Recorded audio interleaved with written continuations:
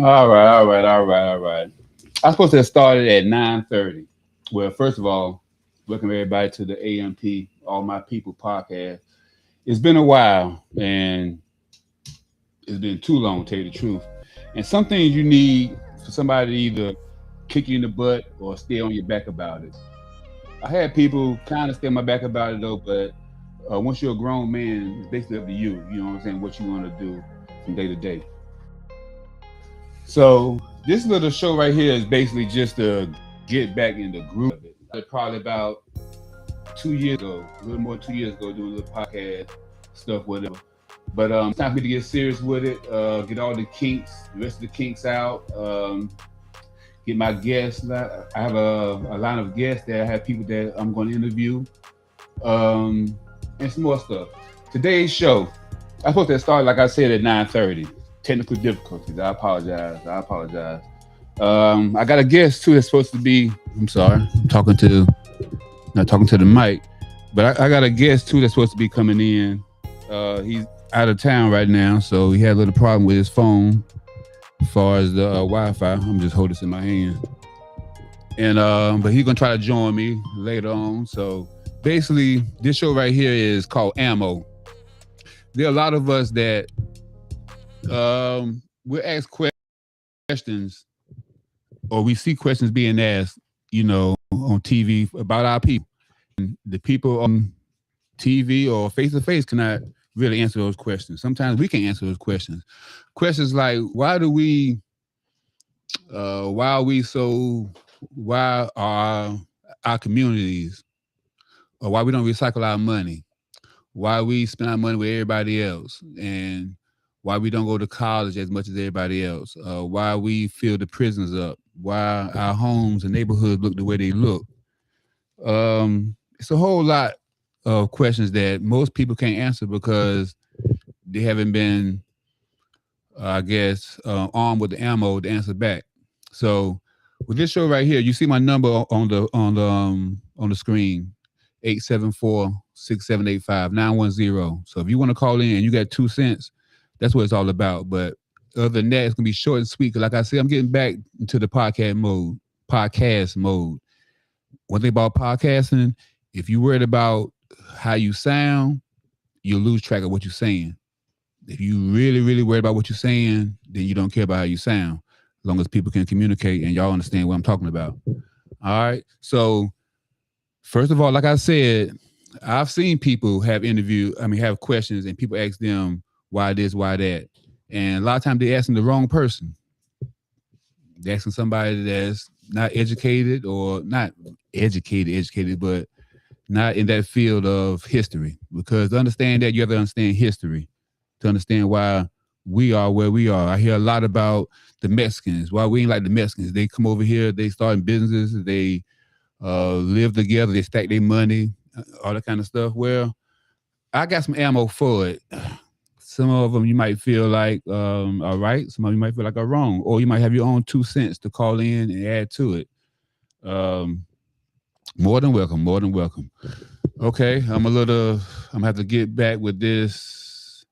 I'm gonna have to share my screen. I'm a little slow right now. Like I said, I'm supposed to have a guest. And while a guest is here, then I can do my stuff on the computer. But it's hard to do two at the same time. Okay, so I'm gonna start this way, and hopefully we can get through this, and y'all can understand. I'm gonna try to share the screen so y'all can see what I'm seeing. First of all, we're gonna talk about red. A lot of y'all don't know what redlining is. You hear about it on TV, or certain politics or politicians may use it in certain aspects about why certain people stay certain places. If you ever notice that you can go to most towns and you'll see maybe a railroad track divides the town up, and the poor stay on one side and the other so-called not poor stay on the other side. Most places, that's the way it is with a train track. Some people have, like in Louisiana, they have water, a river or a creek or a bayou that runs through. Some people have walls, literally walls that divide the town up. Oh my goodness. Hold on 1 second. This call should be on Bluetooth. Hold on, I got a call. Hold on. jump back on the screen now. Yeah. Okay, that's my guest right there. I don't know if y'all can hear him right now. Let me bring him into the show if I can. And like I said, y'all know we ain't professionals, so as long as we get the word out, you know what I'm saying, that's really what counts. But like I was saying, it's it's done on purpose. They want the poor to stay on one side, the white or the I say the middle class or the wealthy stay on the other side. Therefore, if crimes will be on one side, they don't want the people who doing crimes coming on the other side and committing crimes. Even though both sides do crimes, but if the cops only patrol one side, they're only gonna catch that side doing crimes. You're not gonna catch the other side. But hold on, let me bring my man in right now. If hopefully you can hear me good. Let me get you off my phone too. I can't I can't see you, Willis. Can you hear me? But redlining is really important because redlining is something that they use to divide the town, and therefore, whenever they divide the town, you're putting everybody mostly in one spot. So therefore, that person don't have the right representation when it comes to voting. They put all the blacks in one area and give them one power of that's redlining. It's way more clips of the red line. And let me see if I can pull it up for you. But red line is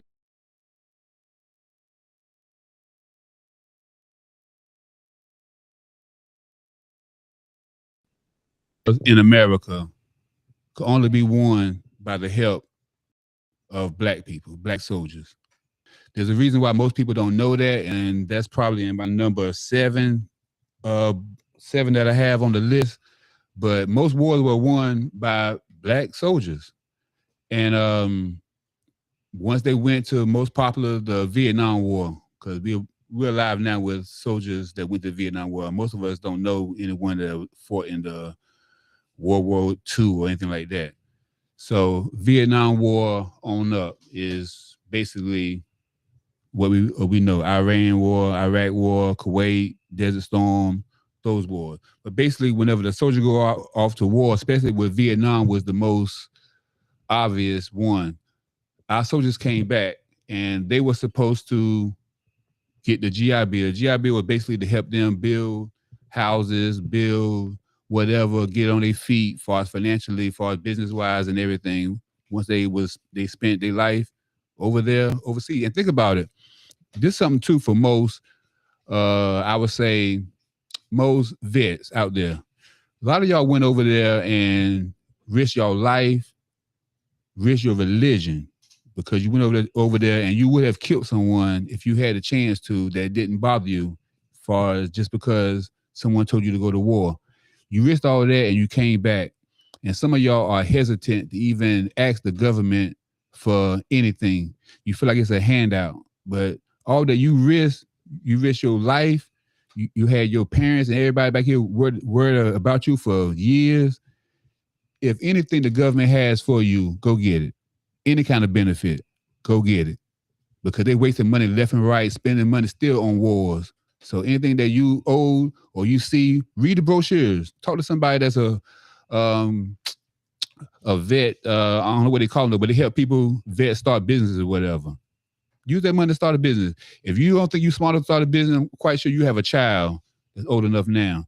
Get the business started and they'll keep it going. But the long story short about that is that, as you know, when the blacks came back, they were short. They didn't get their. Hey, Shayla, can you check your phone? Make sure you can see and hear me. If anybody have any problems as far as seeing or hear me, please comment me so I know and I won't wasting my time because I sit here and talk for hours. But imagine that you went over there and you fought for a country that you know you fought for a country that didn't really. I'm trying to get uh you Willis. It's just a big screen. You can come. But yeah, long story short, as you see on the screen, the GI Bill promise was denied. to millions of black veterans. Okay, I can sound. I can put you up on the screen a little better. Imagine that the white ones, I ain't gonna lie, and I ain't gonna bullshit. They build houses or whatever, and the black ones they had an excuse for them, saying that well, really they didn't have an excuse for them. They just told them no, plain and simple. And when they told them no, they even tried to carry it to the Supreme Court. And y'all gotta realize too that the same Supreme Court that's here was there doing Jim Crow, all that, turn the blind eye to. So that's kind of spooky to know that our same Supreme Court that's supposed to be the ruler over all and make sure that this country is ran right. They was the number one of the Jim Crow, the Klan, all that. They sat back and GI Bill, that hurt so many people as far as veterans that came back and maybe they got injured or not. They could get jobs. A lot of them turned to drugs. A lot of them went homeless. Had somebody there back at home to go back home to. Willis, I can hear you, but I can't. And don't think that our soldiers wasn't aware of it. They was real aware. Like I said, they had lawsuits going to the Supreme Court and everything, but wasn't nothing they could do. And a lot of them turned. like I said before, you have any comment, any stories, any suggestions? Well, the number is 910-874-67. Okay. Also, without the job bill, it came with next beside the day. Willis. Hello? Yeah. Can you hear me? Okay. Yeah, I can hear you good. You hear Willis? Yeah, I hear you. Can you hear me? Yeah. I can't hear you. Yeah, I hear you now. Yeah, and to speak I on don't that, know if he though, but can you hear me now?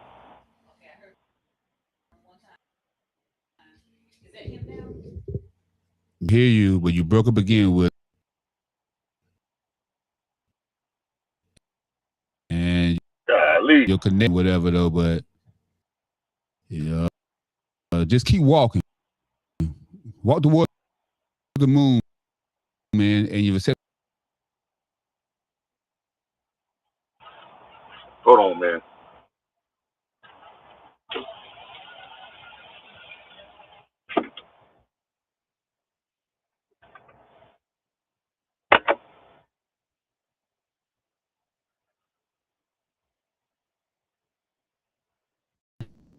Yo, I'm sorry about that. The home was in 1866, and this basically, my people, whether you believe it or not, no, don't believe it or not. Don't believe the history that they're telling us. Like I said before, I'm gonna tell you on problem number 7 the reason why I'm saying that. Don't believe the history that they're telling us. We were before 1866. We had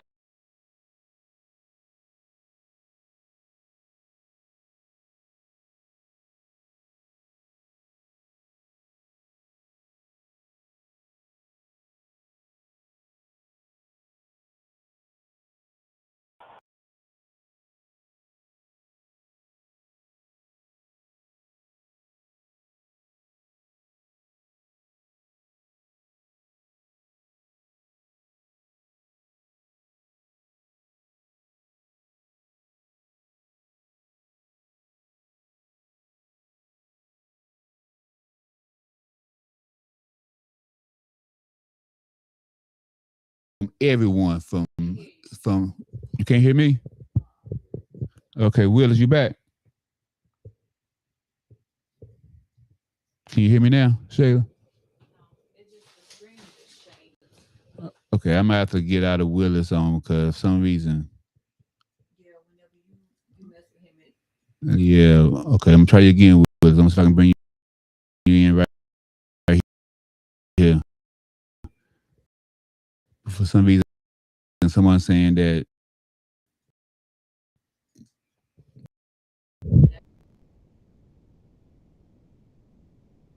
I can bring.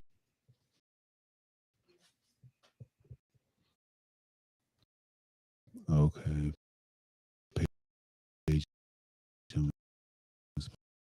responsible. Wait. I gotta wait. You can hear me, and I'm gonna try to bring them in and keep.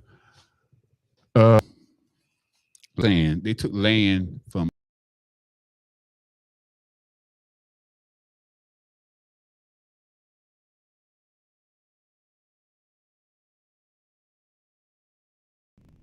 acres and acres of land. You can see that good on the screen, but this was the Ohio, Nebraska Land Act, and they was giving acres away for 6 cents an acre. Not only did they give acres away for 6 cents an acre, they also gave hundreds and hundreds of acres to people on promissory notes, meaning that if you promise to tend the land, and yeah, Will is back now. If you promise to tend the land, then you get the land. So excuse me. So imagine that you have a black family stand beside you and a white family stand to the right. After that law is passed, all the land that was the black people land. Shit, can you hear me? All the land that was the black people land now belongs to the white family. White people then were getting thousands and acres of land, thousands just for right, and if they could end it or not, they even got promissory notes. So just imagine that your neighbor and you have a family that's twice as big as his, land bigger than his. Law, they have all of your land. Only land you have, basically no land. So what they done was, and this was the one of the first reasons why we became sharecroppers. They made a deal with say if it was me, made a deal with me saying that if you was to keep crops going, tend this land, whatever, give up as far as the crops or whatever, we will let you stay on that just to surround the house. And that's why to this day, so many of them on the land with our families. We're not scattered all out and everything. But on the flip side of that, you had white families that had inherited thousands of acres of land. You probably still hear today about my family owned 400 or 500 acres. My family, they ain't pay for that. No, if you keep going back, it started from that land act. It was millions and millions of acres of land here in America. And they just absorbed it all, gave it to whoever ended. If you didn't have money, but as long as you was a white man, not a white woman either. As long as you was a white man, it was yours. So think about that. How are we supposed to? Yeah, go ahead, Willie. No, I was just saying, and Yeah, go even ahead, Willie. even the ones who even the ones who paid for it, you may have paid 1 cent an acre, and in today's money, you're selling those same acres for $1 million an acre.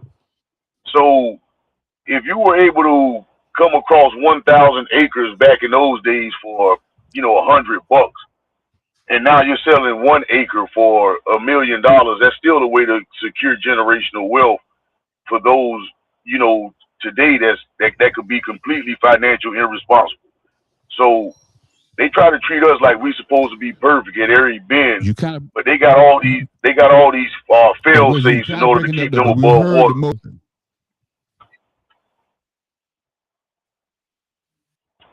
Oh hell, my bad. Can you hear me?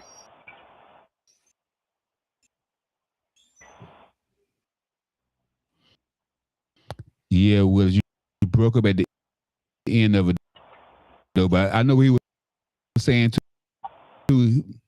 That's basically thousands of acres, and some of the ones who stay successful.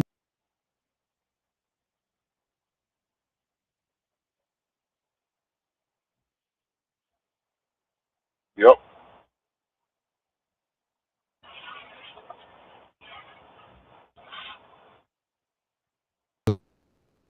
And each people had different home. Each people, different communities had different homestead acts.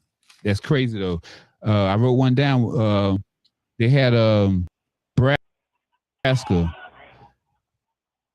in Nebraska, if you was white, you could get from 160 to 640 acres of just off your face.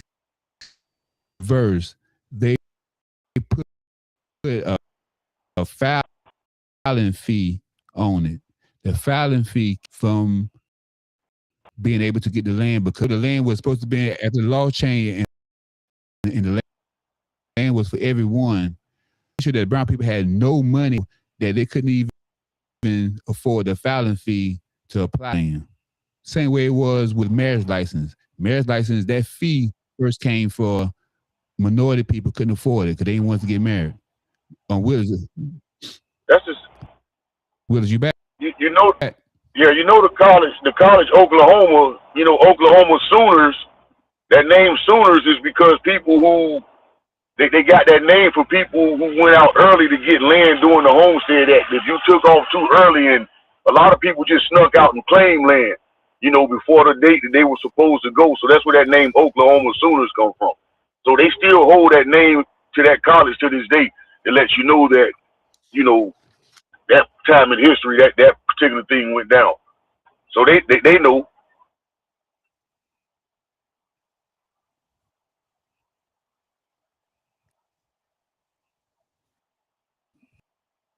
No doubt, no doubt. At the end of it, you got real clear. So wherever you at, if you got a foot in the air, keep it in the air, whatever. My next one is Jim Crow, and I'm quite sure you the Jim Crow area. The Jim Crow, whenever you had people talk about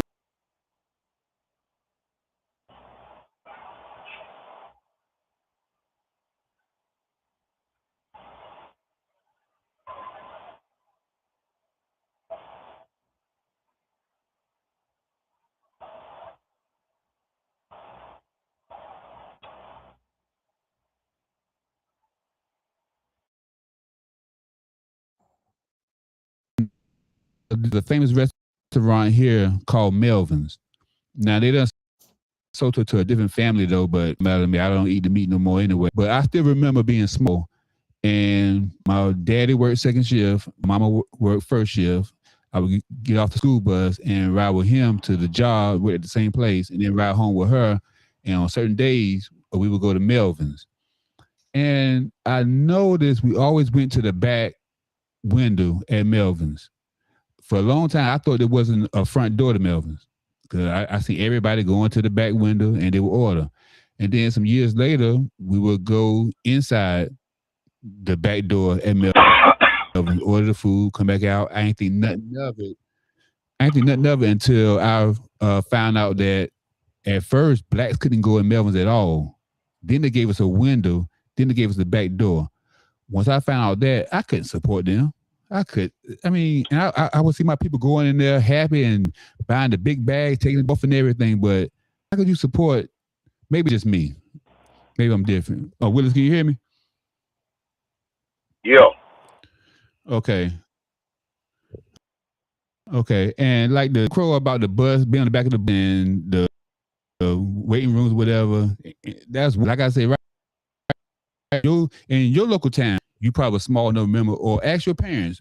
We got to ask our parents and grandparents information because they ain't writing it down, but they got the knowledge. And we got to start spending our money in places that wouldn't do it, vice versa. Willis. Thing about it. Can you hear me? Yeah. I got a question. Go ahead. Yeah. Oh, okay. Quick question. How many Arab gas stations have you ever went into and a black male was working behind the counter? The only time you see that is when it's in the hood and you have a black man in the back cleaning up. A woman, a black. No, you have a black man in the back of an Arab store. You'll see it in the hood. He'll be doing shit ass job. Yeah. Hello? Well, down here where I stay at, cuz you will not see that. You'll see a black girl in the Arab tobacco stores, whatever, though, but you would. No. In the comment section, if I'm lying, you know, I mean, if I'm right, say I'm right. but a black man No, what? in the behind the counter of a Arab or No, Indian or no, no, whatever store. no. He ain't handling no money. He ain't handling no money now. What I'm saying is, you will see him back there like taking out trash. If they have like a grill or something, he'll be cooking on the grill. But it'll be some job like Hey that. I Willis, see that you sometime know, in the hood.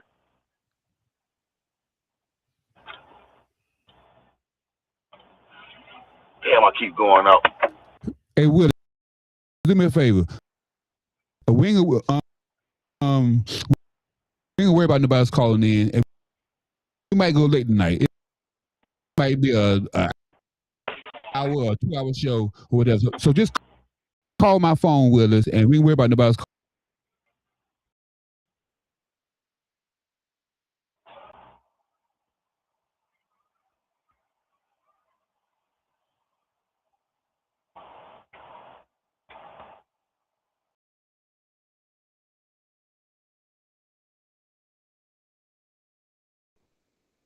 As you see on the screen, it's $1,000 less. The same house, all because it's in or on that side of the railroad tracks. That's part of redlining. Okay. Um, Also redlining. See, a lot of people think that. Let me see what it's gonna call. A lot of people think that Jim Crow and the redlining was just down here in the South. They had more slaves in upstate New York than no, upstate New York had the second most slaves in the whole union at one time. A lot of us think that this racist stuff is just down south. Nah, it's just different kind of racism up there. As you see on the screen, segregated sands, Delaware. Hold on, let me fix the screen so y'all can see a little bigger. Okay, because see, a lot of us thought that it was just um. Okay, let me bring it right quick. Yeah, Willis. Yeah. Okay, yeah, now everybody can hear you good now. It should be better. A lot of people think if you can see on the screen right now, on Willis, you can probably just go on Facebook or whatever and you can see it where you go. But a lot of people, it was just Atlantic Beach, far as segregated, and then the rest of the beach was, for white people. And that is true though. But Atlantic Beach was basically the only places that blacks could go. Many other states didn't have no place for the blacks to go. I forgot the name of the man who started the Black Atlantic Beach. I just watched a YouTube special on that in South Carolina. And what's funny is, check this out. The people from the North Myrtle Beach area used to go down to Atlantic Beach and watch the black people dance and would go back to the North Myrtle Beach. They would change the tempo up on the music that they was playing, and they would mimic the black people. Back then we was swinging women on our hips and over our head and two stepping and everything. They went back to North Myrtle Beach and mimic it, and then they call it the shag. And to this day, people know what the shag is, and that's how the shag started, from them going out to the black side of the beach, watching them dance and the music, and going back and doing it, and they call it the shag. Yeah, because segregation was one sided, man. It wasn't. You say segregation. White folks could always come to our establishment to go to theirs. You know what I mean? Like, Yeah. so it was one sided. It wasn't like, oh, we just using our stuff and you just use your stuff. It was, nah, they're using our stuff and their stuff, and they're telling us where we can and can't go. You know what I'm saying? Mm-hmm. So that was the craziest thing about segregation, because it really wasn't segregation. It was just them telling us where we could and can't go, because they still had access to everything. And Willis, just imagine, like I said earlier, the Homestead Act where they took all the land from everybody who had color. Then you got the Jim Crow era. Now just imagine, Willis, if you had back then, your family and friends had to walk to school, church, work, or whatever. You had to walk in the highway, and most of us didn't have cars, so if a car was coming, who was in that car? bad news, probably some young white boys or the police, either way. Or if you get off that highway and step on anybody's property, they could shoot you and have no problem with it. I say that to say this, Willis, because of the Jim Crow, during the Jim Crow era, it was 4,000 of us lynched and killed and sent to life in prison because we didn't have the right to vote. The right to vote, people were thinking that, oh yeah, we need the right to vote so we can pick our politicians, whatever. That's one of them, but that wasn't the main reason in the South. But us not being able to vote, every time a white person killed a black person, or even a black person was accused of killing jurors or white jurors, every time, even in Emmett Till, that's why he got found.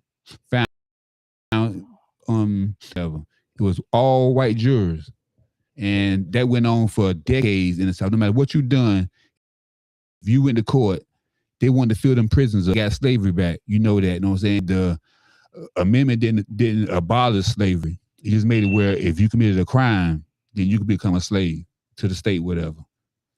Oh, you got anything on that, Willis? Yeah, and I hate to say it like this, man, and I hate to say it. We needed a little bit of vigilante justice too.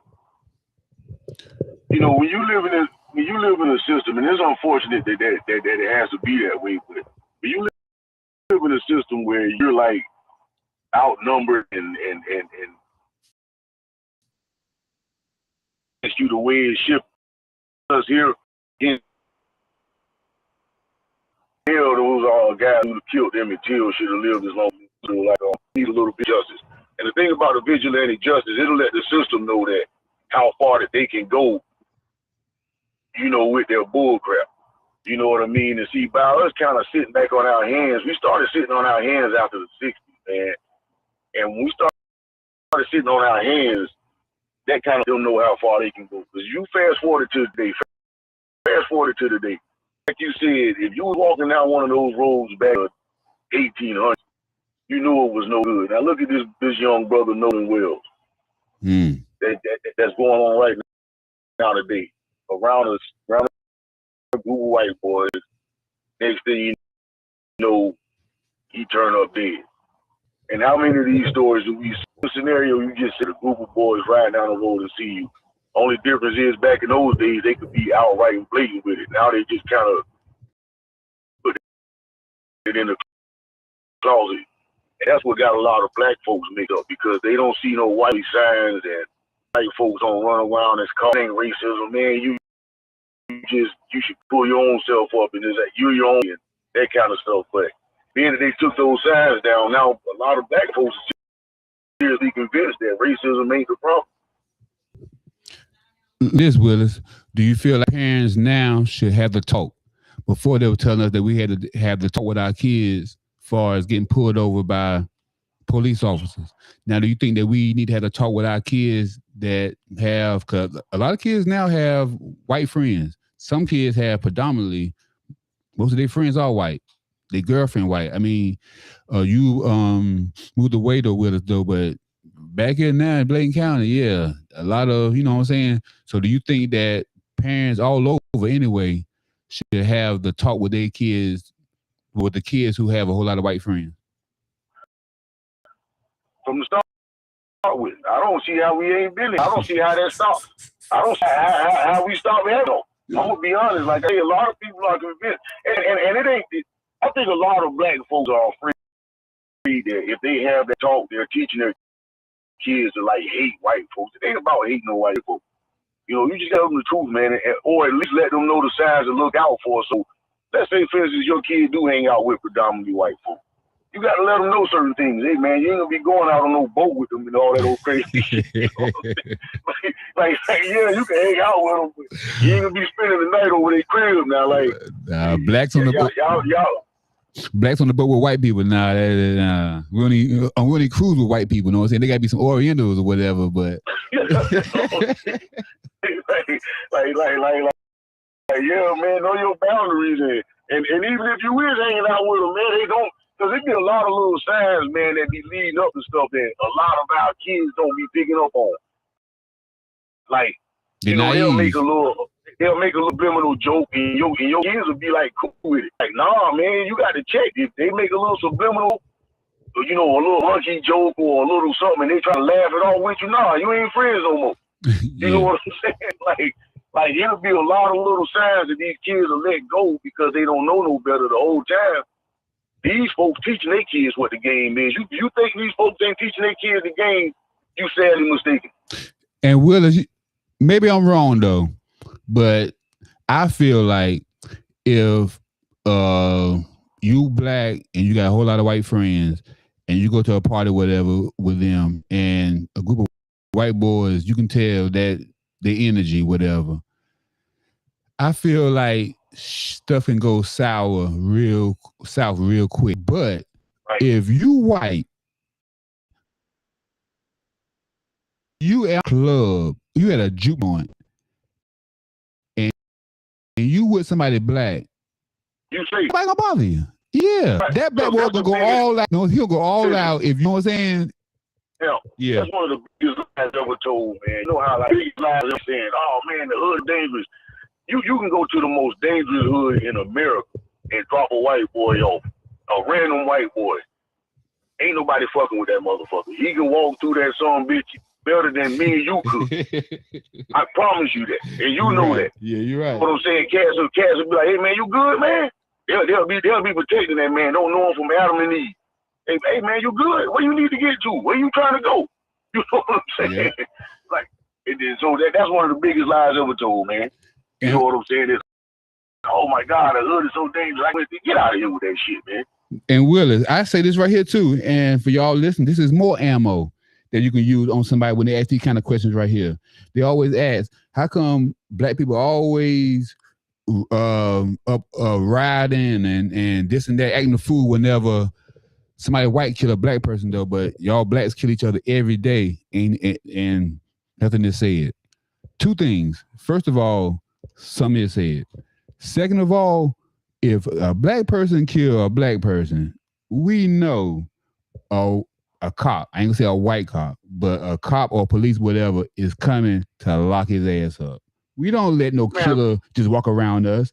The problem is that white people, whenever a white person kill a black person, if he don't go to jail, we got a problem. If he go to jail, ain't no problem. But the problem is, and we ride or whatever they say we do that because if somebody black kills a black person, he's going to jail. If a white person kills a black person, he needs to go to jail too. If he don't, we gonna act the fool. That's all it is. Yeah, that's common sense, and everybody know that. It's just people be buck dancing for a pat on the head when they start talking that what about black on black crime bullshit. Man, don't no black person in America, I guarantee you this, don't no black person in America wake up in the morning and say, I'm about to go commit a crime against another black person. Like specifically another black person. Like I'm just going to go commit crimes against other black people. Yeah, when you live amongst people, you know, that's where your crime be committed, and it ain't like majority of the crime committed against people is not like premeditated. A lot of the crimes, man, a lot of times, man, stuff is like spur of the moment stuff. People might get into a fight and it might go overboard. You know, you might bump into somebody and something might go the wrong way. But it ain't like nobody's premeditating a lot of these crimes. They like the way they act like they do, man. They act like black people are just waking up in the morning and, man, I just hate black people. I'm just going to hurt somebody. And that's basically what black on black crime would be. You know, because they never talk about if a white man shoots his neighbor because he stepped on his grass. And that happens every day in America. But I mean, they don't call that white on white crime. They just call that crime. So black people, it's like it's so easy to debunk the stuff that they be saying that a lot of black folks got to get hip to that. Like, hey, man, ain't no such thing as no black on black crime no more than it is white on white or whatever. It's just crime in America. Everybody in every group of people got the ability to commit crime if need be. You know what I mean? It's just that black folks are criminalized for everything we do. Majority of the black people that are considered violent were just trying to protect themselves. Like, if somebody try to break in your house tonight and you end up shooting them, they'll take you to jail, man, and you don't get none of the protections of the law. You know what I mean? You'll be in jail trying to fight for your freedom, and all you did was defend your house. Yeah, you be in jail, and you didn't kill the person. He go to the hospital, and he go to jail, and be in the same jail you in. Exactly. and now that's two statistics. Two black people in jail. That's black crime. You know what I'm saying? Like that's on, man. Yeah, but see, Willis, that's what we're doing right now. We're giving them ammo. So whenever somebody come in and say that to them, they have ammo to shoot back with them. The next gunshot is going to be our school system. That has a major part. First of all, let me say, I always try to talk about, I told Willis earlier, I talk about the fire, not the smoke. That means that most conversations, most complaints you see on news or whatever, they're talking about the smoke. Why is all these gangs? Why did y'all drop out of school? Why this, whatever? There was first of all, like that, there's a reason for it. And the reason is the fire. And that's our job, me, Willis, whoever that's conscious, to tell whoever the history that they ain't know. And my next topic, Willis, is education. Now, whenever they took our schools from us, we as black people, we used to have schools under the tree. Then we built our own schools out of wood.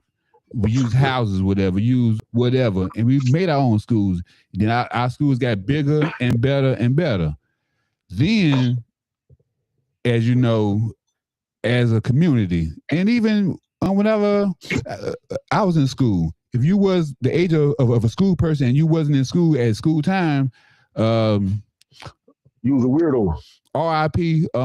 Joe Kelly. If Joe Kelly saw you, he was a sheriff back then. If he saw you out there, he might scoop you up and carry you to school. Or if you know your parents, he would ask you why you ain't in school, whatever.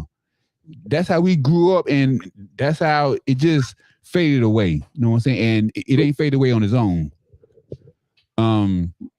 Once they realized the power that we had far as in our own schools, we could teach our own kids who our own who our own heroes were.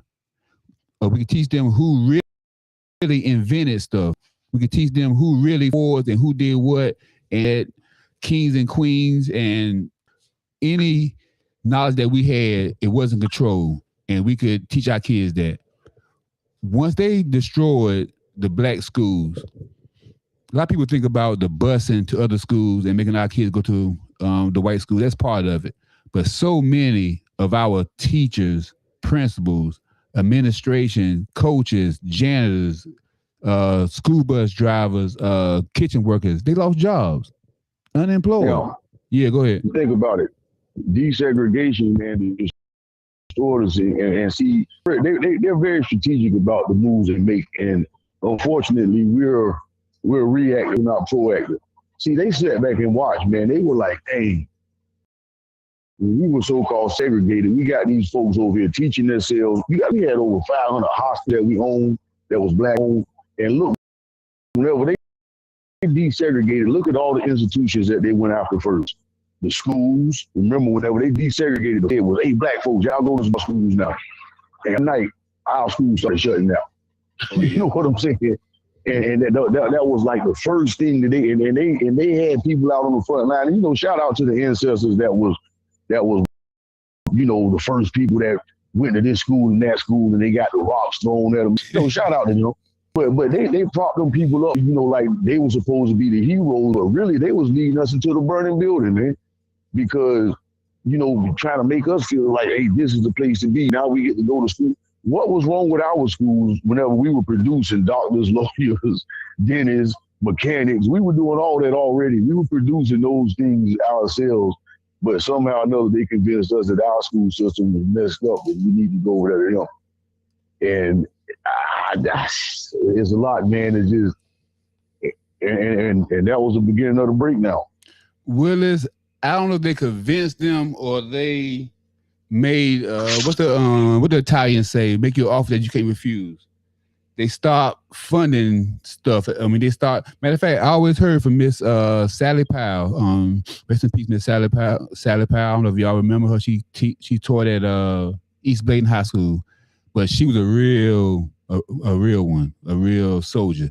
And she would tell us how that they would send them old, outdated books and stuff, school books to their schools.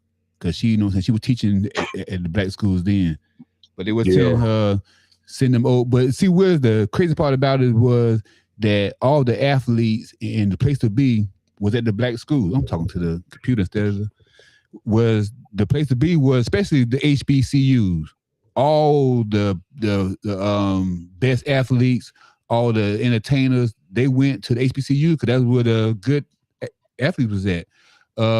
Places, schools like Duke and Carolina couldn't get, you know what I'm saying, at a basketball game or a sports game, they ain't had no black players. So it wasn't even thought of going to a Duke or Carolina game. But once they got a whiff of it and they started taking our top black athletes, knowing that they can get that TV contract.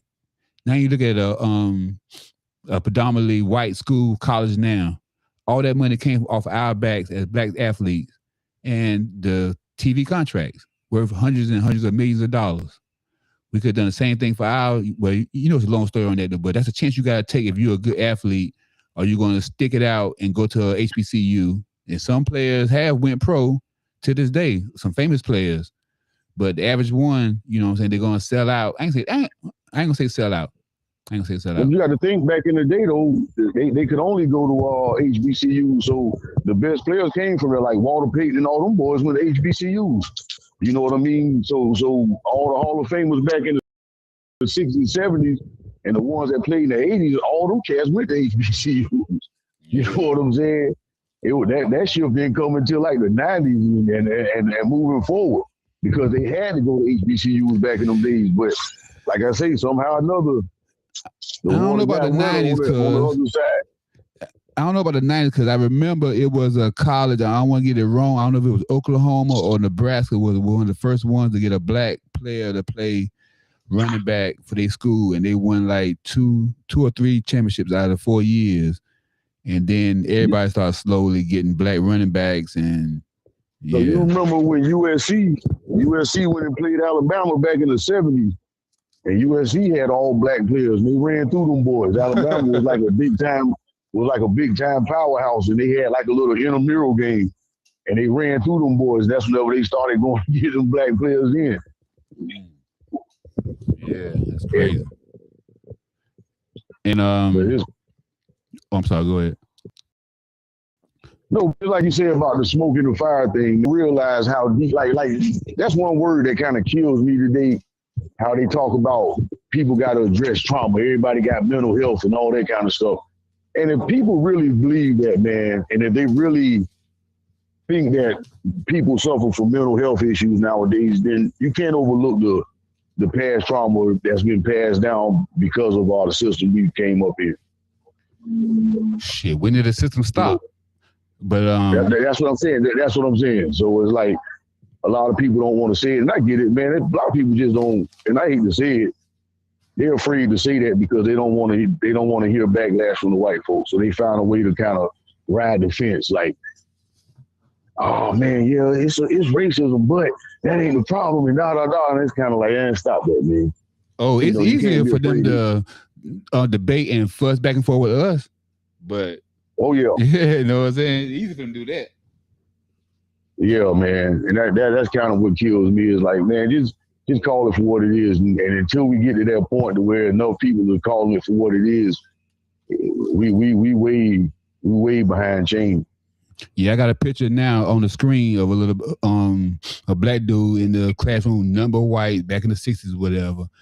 And like you said, props to the people that sent their kids to those schools, though. But I could have done it. I could not have sent my child to where I know. Just imagine, Willis, sending one of your boys right now to a school that you know they don't want no colored people at their school at all, the races and everything. I'm gonna send my child, and I really by itself. I ain't going there with him. Or no, man. And then knowing there's nothing that you can do about it. Like then they're spitting on them, pushing them around, doing all this. What you gonna do? Exactly. You know what I mean? You go down there and get killed. I mean, yeah. you might be able to go down there and beat up on some people, but you know where that's gonna land you. So it's like it's the same thing with the restaurants, man. Like when I see the video of the people sitting at the Woolworth counter, I just think about how many people ate burgers that had spit on it, that had feces, that had feces in it. You know what I mean? You guys are literally fighting to come in there and order some food from people who are throwing stuff at you, spitting at you, and then you're gonna take that burger that they bring out the back and eat it. Willis, do you think that Melvin's back then threw out any bad meat or expired meat back then? If you got a bunch of black people sitting at the back window, ready to get come on, man. They ain't throw away nothing back then. They put it on a sandwich. You know what I'm saying? But I don't want to get nobody mad at me because people still to this day, they love their Melvins though. But I'm going to go to another picture, Wooten. I'm sorry, I'll call you Wooten. Willis. The next topic I got, I'm not quite sure if you're familiar with it though, but it's called the Woodrow Wilson effect. Woodrow Wilson was president of the United States. First, he was he went to Princeton. At Princeton, he became the president of Princeton. He was real good with writing literature, and he was real good with literature, philosophy, and stuff like that. So basically, he became president. Once this man became president, I know you're familiar with it though, but he introduced the movie The Birth of a Nation to the birth of a movement, Birth of a Nation, and he played it in the White House amongst everyone. He had the Ku Klux Klan at the White House daily. Okay, one thing that many people don't know is that Woodrow Wilson, he ordered the destruction of all history of black people in America, any accomplishments that they done in the wars, inventions, or anything. He erased it. He made sure that no schools could teach any black, I don't know what the word to call for it, but anything positive about black people. They could teach it in schools, and he erased from the Congress library or whatever. And to that day, that has a big effect on black and white people because we don't know the true history of America. And that's why to this day, we still hearing things about the Tuskegee Airmen and things that we invented or whatever, because even though he tried to blackball it and erase it and not let us find out slowly through the internet, which is a curse and a blessing, people are finding out what happened. And a lot of people to this day, they think that everything was invented and built by white people. It's a station in South Carolina, Florence, South Carolina. Oh, it's a racist station. But I had to call in there because they thought that the white people built this nation. Like, built what? You know what I'm saying? Built what courthouse did y'all build? What railroad? What street? What? But because of him, he kind of rewired white people thinking and black people thinking of how and what went on here in America. And that's why I said earlier, we think that it wasn't no black people here. It was millions of black people here whenever a so-called Christopher Columbus. But if they can rewrite history, they can rewrite how we think about each other and them. Yeah. He was his biggest thing was to rewrite how the damn Civil War played out too. It made it look like it was like this, true struggle for Americanism and all this crazy mess called revisionist history. Mm-hmm. And that's another thing a lot of folks don't understand either. They don't take heed to when they're talking about like the history of racism. You think about how many presidents we lived under that allowed slavery. Mm-hmm. The first half of them allowed slavery. And then you had 10 after that pretty much allowed for the slave codes and Jim Crow and all that kind of stuff. So, and our grandparents lived through those times. You got to think about it, man. Your grandma and all, your grandma was living during the time of Woodrow Wilson. Oh yeah, and Jim Crow. Willis, imagine you being with your granddaddy and he take you to the store and any white man that feel like whatever can call him all kinds of niggas and nothing he can do but put his head down and come back home. Mm-hmm. You know that they could break a granddaddy, a daddy, or dad, just break him down in front of his grandma, in front of his wife or whoever, and they done it for kicks. Right. They did it for kicks. But and just like some of our people thinking about Abraham Lincoln, he didn't. That whole he freed the slaves, bulljive, whatever. Learn your history on Abraham Lincoln. He had slaves. He ain't a boss no damn slave. But slavery, he did that because the South was making so much money, they had control over everything because they had slave labor. That's all he did. And he basically wanted to free them. Not really free them though, but it's a longer story and it's a better podcast. But we're gonna go in depth on Abraham Lincoln on one of our shows. But that's just the wrap up of Woodrow Wilson and what he done to the minds of Americans. Because believe it or not, only Americans believe the bullshit that we believe. Other countries, you all right, Cuz? Yeah. Oh, okay. Other countries don't believe our bullshit, but that's just Woodrow Wilson. Okay. I'm sorry, go ahead. No, I was just about to say, this man was the head of a major university, man. He was like the president of Princeton. You think about how many students in there that shared that same type of thing that was their teaching. And people that went on to be major figures in the country. Yeah, and those secret societies that came out of Princeton and Harvard and all them with the same kind of mentality. And the third thing too, man, we just got to put it plain, man. These folks don't believe half the nonsense they spew out their mouth. See, they've done a good job of convincing us that they actually believe this. Some people don't believe none of this nonsense because the history's there. You know what I'm saying? They just got to spew it and keep repeating the same things so that you repeat a lie long enough, it becomes the truth. You know what I mean? Oh yeah. And that's kind of the way them people stand with it, man. Them people know they're gonna half that nonsense they spit is not true. And you're right about that. My next thing is the Fair Housing Act of 1968. A lot of people probably don't pay that too much attention for the Fair Housing Act. But the Fair Housing Act, it basically rejected if you was a black and you had the same income as the next white man and you wanted a house, same whatever, your interest rates or the bank was not giving you that loan. It's kind of like the same thing with redlining. You know what I'm saying? Just to put people in certain parts of the neighborhood or the town that they want people to be in. People wouldn't sell you houses because of the Fair Act. You know what I'm saying? The FHA back then, they basically a lot of homes that you see to this day are FHA houses.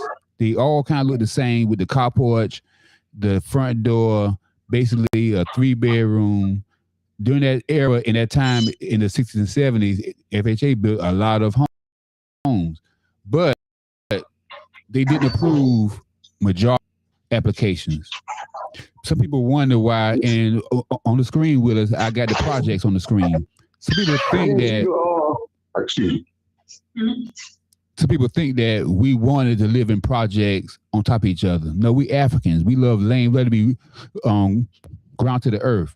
We had no other choice but to stay in projects because the Fair Housing Act wasn't fair. Go ahead. To go back to your redlining thing, you remember those brothers, the Levitt brothers, they built those.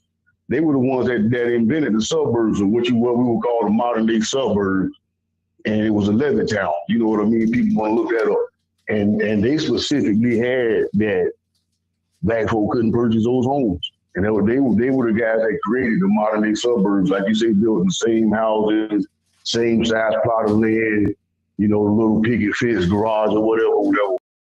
White folks were moving from out of the inner city, out so-called suburbs, and that was the one of the things. Black folk couldn't own those houses. Yeah. They would call them Levitt town, and everybody knows a house creates generational wealth because you can just keep refinancing it over the years. And especially now, man, you got people that got, like I say, property value done went up so much to the point where you got people that got left a piece of property that's worth millions of dollars right now that they paid pennies for back in the day. And think about it, Willis. How are we supposed to get even if all the land was given to you? The laws changed after about 13 years. After the laws changed, the law didn't say give them their land back. The law just dropped Nope. that. Dropped that. Now anybody can own land if they get the money for it. So that means that many people today, black and white too, they don't sell stuff. If you selling something, then you know what I'm saying. I ain't say you shooting bad though, but you know what I'm saying, you rather lease it, rent it, or whatever though. But you gotta sell it, and all these years since that act, the land that we do have now, we got from, I would say, good white people selling it, bad white people selling it for a high price, white people losing their land for taxes or whatever, and we buying it that way. But bit by bit, we had to get where we got to this day from the 1866 Act that took land away from everybody. Any land that we got right now, for as black people, we had to either beg, borrow, or steal, or pay over the amount for it. Even to this day, we paying over the amount on for land. I have a picture on the screen now that says in 1960, in the 60s, we were over 60% married black families. Some in the background. What is in the background? Oh yeah, I can't. Yeah, but I can't see that broadcast either, man. Yeah, but okay, and my next picture was, like you say, the houses that we did get approved for were the smaller homes, the little 2-bedroom, 3-bedroom that didn't have that much value whenever, or equity whenever you tried to get a loan off of the send your kid the school or whatever. Because like the American dream or the American gas, I say, is that the house is the biggest asset, and it is, but is the biggest asset because minority people don't have it. If everybody had homes, it wouldn't be the biggest asset. That's all it is to it. And now in 1960s America, the small house for FHA went for $9,000. That same it's a house right beside it, double story big house for $18,000. And that's the way they approve our loans for the lower, smaller homes, and they approve their loan. You know how it go. And that's why our neighborhoods look different. Oh yeah. Okay. My next one, Willis. You had something to add to it? No, I was just gonna say, and you ain't gonna get approved for certain loans in certain areas anyway. They'll give you all kind of run around and rigmarole. You know, hey man, we need you to give us this. Oh, we need to give you that. Oh, you didn't have this. Oh, you need to do that. There's so many ways for them to block us out to where we think that it's just playing by the rules. You know what I mean? Mm-hmm. Oh man, my credit score wasn't high enough. My credit score wasn't this. If you think all white folks' credit scores are 800 and all that, you're crazy. Them people getting approved for stuff with a 450 credit score, man. Yeah. That you getting denied with a 775 credit score, man. Yeah, and that still happening to this day. And if they can't stop us by the credit scores and this and that, they got HOAs. Yep. HOA now you for moving into their neighborhoods. You know what I'm saying? So they got ways to get around the law. Okay, Willis, my next topic, and all we doing, anybody who listens, is giving y'all ammo. So if anybody come to y'all with that stuff about why y'all this, why that, give them the root cause. And my next topic is the Ku Klux Klan. Now, I say this because everybody talk about how you got the Italians came here, the Spanish came, the Mexicans came here, this and that came here, whatever. Ain't nobody have a foot on their back since they been here like the black people. Everything that me and Willis was talking about right now, this was predominantly happened to our race. The Klan, predominantly our race. A lot of other races, Italians, Jews, whatever, they blended in to the white race for protection. The Spanish people, or whatever, y'all, Mexicans, whatever, you ain't getting what we got. Nah. You might be getting deported or this and that, whatever, though, but you ain't getting what we got. And me and Willis finna break down how it was around here for our parents and grandparents because of this Klan. Now, the Klan, the picture I have on the screen, Willis, is the Klan at the march in Washington. And I'm quite sure you've seen pictures of it, though, but it was hundreds of thousands of them. hundreds of thousands of them at our White House, marching, celebrating. Now, let me tell you this right here. How many homes do you think all over America, I'll just say North and South Carolina and Georgia and Florida, that got Ku Klux Klan uniforms in the attic? They ain't destroying them. Oh, yeah. They ain't destroying them. And, man, you can just see how hard it is that people are having to fight for simple rights to just let you know that people's mentality ain't changing much. And to their credit, you know, if I can say that, it's like, you think they're going to give up the advantage for their kids? You know what I mean? Like they're not going to give up the advantage for their kids, man. They'll play the crazy, and those folks are the best at getting on code, where it's like, what are you guys talking about? There's no such thing as racist. You know what I'm saying? Mm-hmm. It's you doing it to yourself, man, and So, and then you'll have our people sitting right there co-signing it, talking about, yeah, man, we killing each other. And hey, but that's why we're giving them the ammo right now. Now, the Ku Klux Klan, like we said about the suits that's in people attics all over America, we say that because it wasn't like they went to war and a lot of them got killed or nothing like that. No, they basically, they went the wrong Jews. And the Jews used the system of the law and lawsuits, and they damn near bankrupt them. That's plain and simple. I mean, they've been talking and killing us for decades and decades, and we ain't done nothing to the, so we try to act like we took down the Klan. Nah, they went too hard on the Jews too. We don't have that power to take them down legally. So kill that. When they went at them and they took them down, they, how can I say, Willis, they infiltrated into the police force. Down south, 60s, the 70s, the Klan went into the police force. Do you know how scary that is? The police force. Man. And it ain't changed. That's what people don't understand. They were just investigating the LAPD recently because they said that they had what they would consider gang units in the police force. Anti-black gang units that was running the police force. A lot of folks just don't. I don't know why, man. I don't know why a lot of black folks want to acknowledge what's going on, man. They'll swear them down that it ain't what it is, and gosh, I don't know, man. I don't know. It's ignorance, Willis, and that's why we here. You know what I'm saying? It's ignorance. Now, if someone don't know something, that's ignorance. But if they know and they still don't, then that's stupid. You know what I'm saying? But everybody don't know because, like we said earlier, most of our people has been brainwashed. Documented. I mean, we've been. Okay.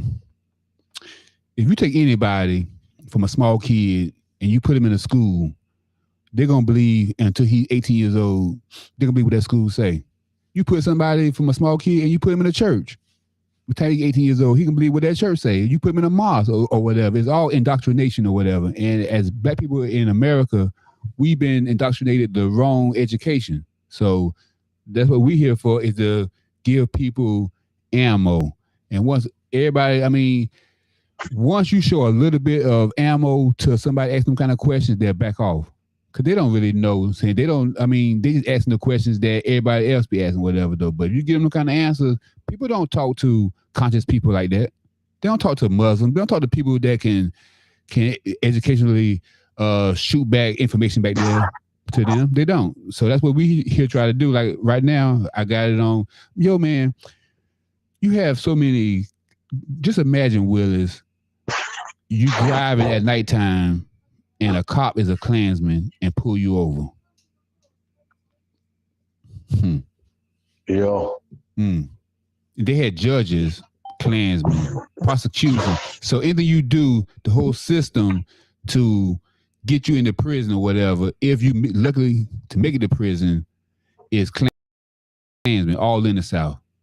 I mean, our ancestors had it hard down here, man. Mm-hmm. The Klan had a whole lot of power. They probably still do got a whole lot of power though, but the Klan, just imagine how our great grandparents worried whenever a group of their grandkids, like, like back in the days, we had a car and 4 of us go riding somewhere and leave the house. They wasn't worried about no gangs, nobody black killing, whatever. They were worried about them not seeing them again because they might run to the wrong white person. That's a scary feeling. Oh, yeah. But why people had to be home for that way. Yeah. And then it's crazy, man. And I got a lot of people now. That's why you have a buck dancing nowadays, because a lot of people are just scared, man. I hate it like that. It's like life is way better than it was back in our parents, grandparents' days. You know what I mean? And they try to rest on that. Man, I come home, I ride up down the street. I ain't got to worry about those. If I get them, you know what I'm saying? I blame you. I blame you for you know how to talk to somebody, or you know how to talk to them, or you know what I'm saying? Mm-hmm. Yeah. Okay, Willis. My next topic that I got for as ammo is the news, the media, and TV. Now, most people, I figure, get their information from, the news. My question to you, Willis, I ask you, when was the last time, when was the last time? Okay, starting from the beginning with the media, because right now I have a news clipping on the screen that said Negroes plan to kill all white people. When media started the 40s or whatever, when did they ever tell outside of the story, truthfully or any kind of way? The daggone news usually became entertainment. But at one point in time, the news only came on like twice a day, once, 3 times a day. It would come on in the morning, give people the little morning rundown of the weather and stuff like that. Then you'll have like a little quick, midday cycle. It might tell you some breaking news if it happened. But most of the time, people they watch the news in the afternoon for like an hour, and it gave you all the serious stuff that was going on because it wasn't running all day. But now that they got that 24-hour news cycle, that news become entertainment, man. It's like they're trying to just give you something to keep you tuned into their station. And most of it's bullcrap.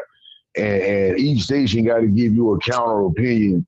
So it's like, now you can't trust no station, because you know what to expect when you look at NBC. You know what to expect when you look at Fox. You know what to expect when you look at CNN. You know who's going to agree. You know who's going to disagree. So you can't trust none nowadays. And I got on the screen right now that old news clipping. Like this was probably in the 1950s. Negroes playing to kill, whatever. And my next clipping is a picture of a black dude in blackface with the big lips and stuff. Basically, what I was saying was, back in the 40s, 50s, for yourself, you seen clippings back then that they would have newspaper clippings saying that the black people coming to rape all the white women and this and that. What I was saying is that there was never a period where I feel like the news was unbiased. Maybe in the 70s, you could say they would do more going to the neighborhoods and talking to people. But at the same time, they wasn't really talking to the educated people. They were more talking to the ones with the rollers in their hair, the ratchet people, whatever. It's just to me that the news tell you what to think instead of make up your own mind. Always killing, wars, always negative. And back in the day, they had it where someone would go on the street and talk to people and get their opinion. They don't do that no more. They don't want to know our opinion. They want to tell us what to think and what to say, whatever. But that's just the news media. The news media also, far as black people, I got a picture right now on the screen of Superfly. And what I was going to say was, when we first started making movies, we had actors like Sidney Poitier and James Earl Freeman, James Earl Jones. And they was Oscar-winning actors. They had it had a effect on how we see ourselves as black people. So I don't know the word for it, but they call it black exploitation films. And around that time, after that, you see less of Sidney Poitier's, and you see more movies called Superfly and the Mac. Really putting us as pimps, drugs. Do you feel like? Because I have images that's coming up of the Mac. I got images of Boys in the Hood, Juice, all them pictures of us as black people, especially New Jack City.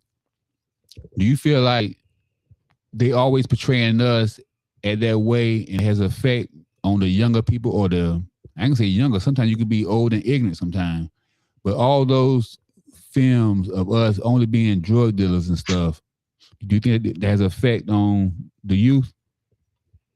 Don't tell you, man. I got a different opinion on that. Like the Mac, I'm not the Mac, Superfly. Superfly, one of my favorite movies. And I'm gonna tell you why.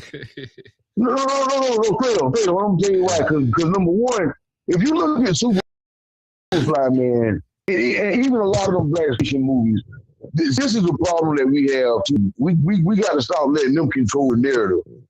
If you look at Superfly, man, I don't know how many people seen that movie because a lot of people, it's probably older. A lot of people may not have seen it. But Superfly it showed the so-called brother that they, the hood brother, beat their system. Mm-hmm. You know what I mean? And I'm gonna tell you something else. So if you fast forward from that, if you listen to the Superfly soundtrack, that Curtis Mayfield made, that was a positive soundtrack, man. They were talking against like dope dealing, drug pushing. And if you are going to have to do that in order to get out the hood, this is how you beat the man. You know what I'm saying? Because Superfly, he got out the game. Okay, do you believe that the other movies had the same hidden effect? I mean, hidden agenda like Superfly, Boys in the Hood, and Jack City them? And even those movies, man, like if you think somebody the other day how they tried to say that it was like NWA introduced gangster rap to all the world and I say, nah, man, that's because you let them people control the narrative, man. Like if you listen to NWA, like the song F the Police, they'll say, oh man, F the Police, that's a controversial song. But if you listen to the lyrics, them boys was talking about the exact same thing that's going on today. How they're getting tired of being harassed by the police for being black. They weren't talking about like F the police, like you just wake up and go out and kill cops and act a fool on cops. They were saying F the police because the police treat us like we ain't shit. And they treat us like we ain't nothing because we're black. See, people look past the lyrics and they only look for that one part about fuck the police. Like they were just out trying to be rebels and some shit. But if you go back and listen to that song and listen to the lyrics, they were saying the same thing people are saying today. Reason Colin Kaepernick knew. That's what them boys were saying back in the day. See, we people who grew up in the hood, we knew what the hood dynamics was and and why it was like it was. And we knew the hood wasn't dangerous like people.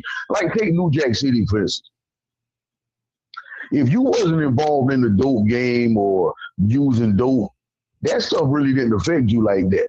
You know what I mean? The drug dealers wasn't just running up on people. You think about it, the old folks was protected. You could still go out in the neighborhood and have a good time with all that going on. Now you fast forward to nowadays, man, you can't even go outside no more, man. So you don't think it had an effect on people? I think what they tried to do didn't work, so they changed their strategy and they went a different route. Because you think about this, man, back in the late 80s, early 90s, even at the height of the crack epidemic and all that stuff, black people were still real Afrocentric. Remember, we used to walk around with like medallions on, with African symbol medallions. The reason why the crack really went out of style was because black people made it wet. You remember rappers used to talk down about that, like, man, cracking is cracking, that ain't the move. We made crack a bad thing. But see, even though they say they give us credit. Oh, y'all sold crack. These people, da da da. You got to think, crack was a new drug. Nobody knew what the hell crack was. So it wasn't like people intentionally strung the hood out. People were just like, okay, another way to make money, we're gonna make money. And then once people realized what it was, man, we faded crack out. It wasn't them that did it. We faded crack out. Yeah, but you know, sometimes if you go down south, it takes years for things to catch up. So when you got people probably that's up north or whatever that went through the crack era and they finished with it, people down south, they just getting it. You know what I'm saying? It was people that was watching, like you say, they know what crack was. That introduced it. I mean, you don't see too many white shows doing that as far as movies, introducing how to do it, how to do the game, how to act. I blame them because they show people how to act as far as being a so-called drug dealer. It's a lot of people who sell drugs don't even pull a gun out or whatever. You know what I'm saying? But they give you the image of how to be a drug dealer. To me, it makes a whole lot of people's heads up. Cause everybody ain't conscious. Everybody ain't conscious, man. A lot of dummies in prison. A lot of wannabes in prison. Yeah, but I honestly don't think that New Jack City and none of them show joints turn people into drug dealers. I think it was more of a shock value to like scare people away from it. Like, oh, that's man, I ain't doing this. That ain't for me. Them boys wilding, man. And it gave the so-called square person a window into that lifestyle so that they wouldn't have to step into it. Maybe. I believe it filled up. I believe all the movies help fill up some prison. And then you know, of course, it affects both ways too. Now, of course, you're gonna have some kids like, man, I got to be like Nino. Raising Cain. Of course, you're gonna have that too. Now, what you feel about Raising Cain? Man. And Power and all of them. It's just another. They keep recycling the same kind of movies over and over. People are locked into them, not know what's going into their subconscious. But that's just me, know what I'm saying?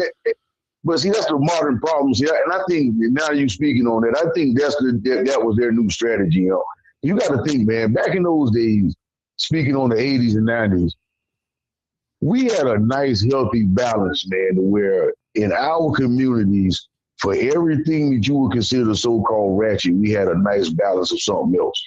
Like you say, the New Jack Cities and all that. But think about all the other black movies that we had that was all black cast, that was positive movies. Movies like Mo Better Blues and like Boomerang and stuff like that. Stuff that like but the ones you naming the ones that are in the black fund.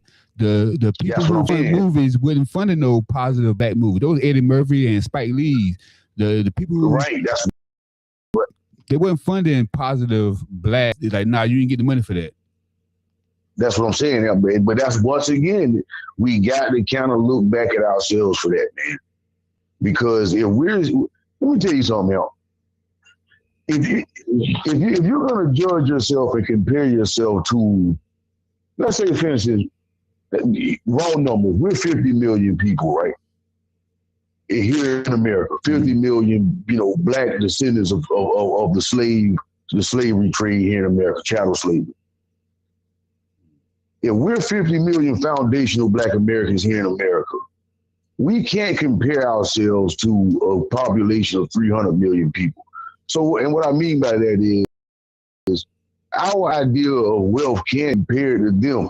If they got 300 million people to support them, then okay, if they come out with a movie and it makes $100 million, you can expect that because they have a larger support base. But if we come out with a movie and it only makes $50 million, we can't be mad at that because our base. See, our problem is we're trying to compare ourselves and keep up with groups of people that are way larger than us and have way more money and influence. See, and that's why a lot of our people stop.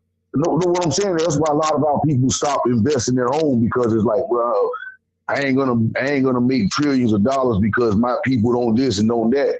When that doesn't make any sense. If you're expecting to be supported by your people, then don't look to make trillions. Just look to make double what you put in, let's say. You know what I mean? So what we started doing was stepping over to them because we wanted the so-called crossover. We need both money from both sides and all that. That's a sad way because them people ain't concerned about ours because they know they got enough of their own to keep them afloat. But to make a movie costs millions of dollars. Unless you're going to invest your own millions of dollars and take that risk, and they still can sabotage you once you make that movie. Because not, I've seen it plenty of times. Not all black movies go to all cinemas, even in black towns.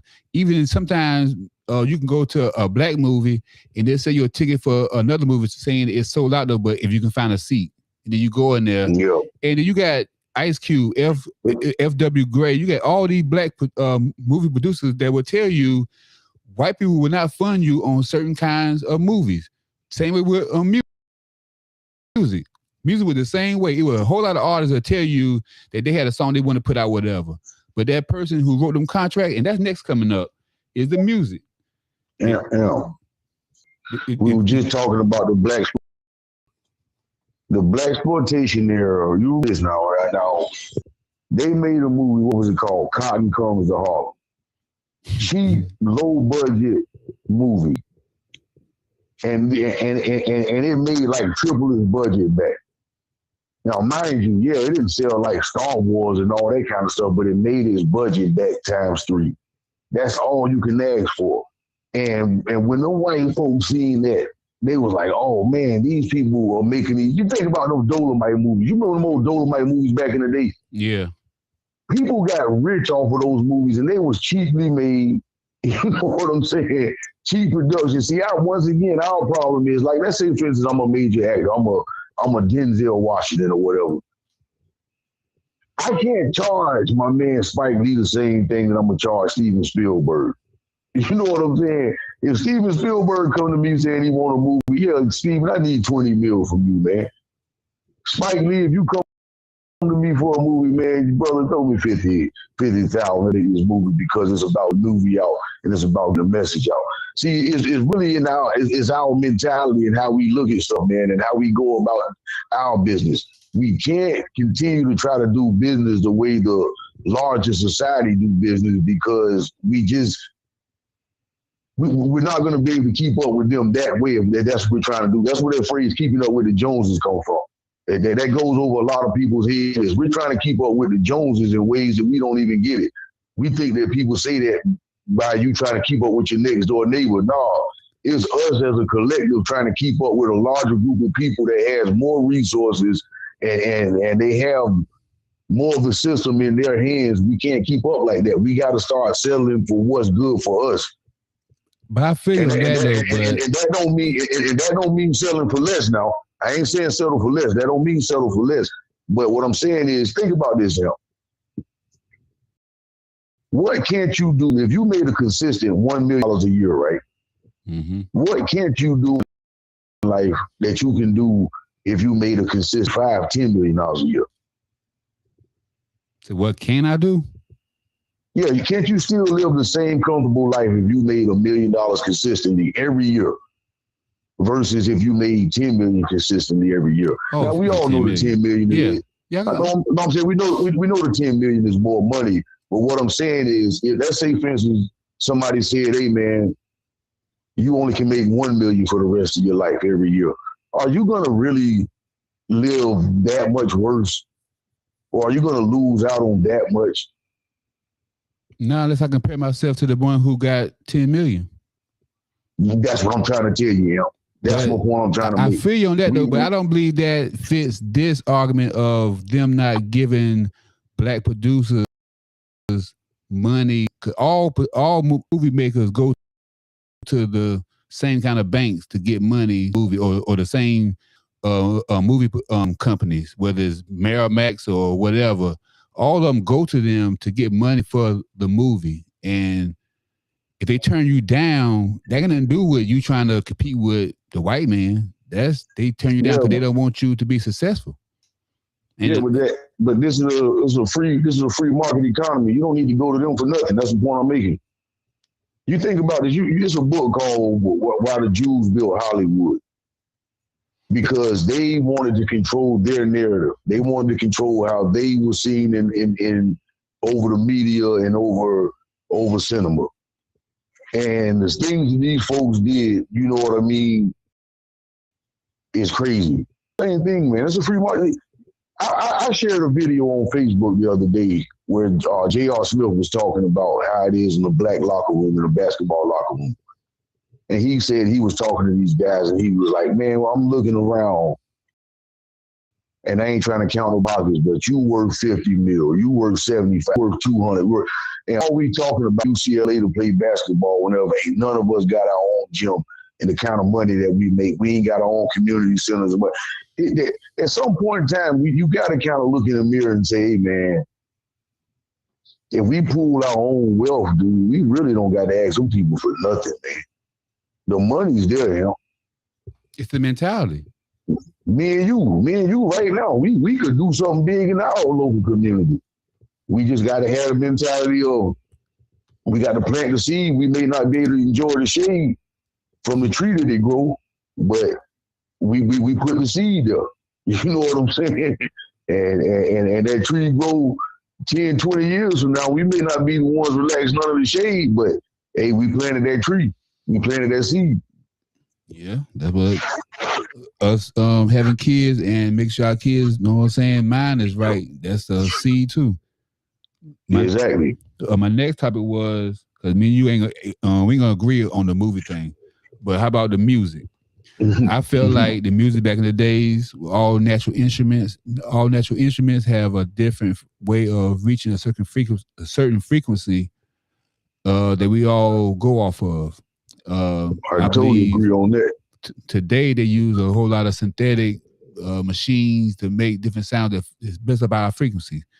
I also believe that just like when you go to church and that music sounds so good, you open up.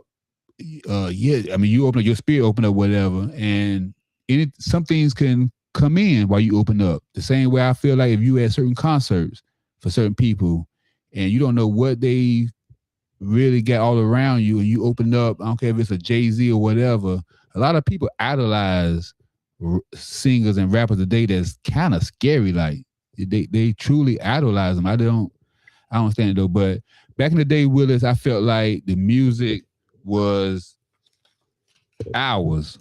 Our music had us where we knew what to eat, knew about our history, Nita Simone is on the screen now, Otis Red, those was real musicians. And like I say, it was positive music back then. On the screen right now, I got Marvin Gaye, Sam Cooke, Luther, Teddy, a whole collage of them. But music back then was different and it had power to it. I believe myself, this just might be my opinion, but there was even R&B back then, the women had clothes on and they could sing. They could really sing. They had talent back then. It didn't matter if they was a little overweight or they wasn't the prettiest thing, whatever. They could sing. And that's what we were drawn to, a certain frequency of their voice and the instruments. But once they came, even rap in the 80s was positive.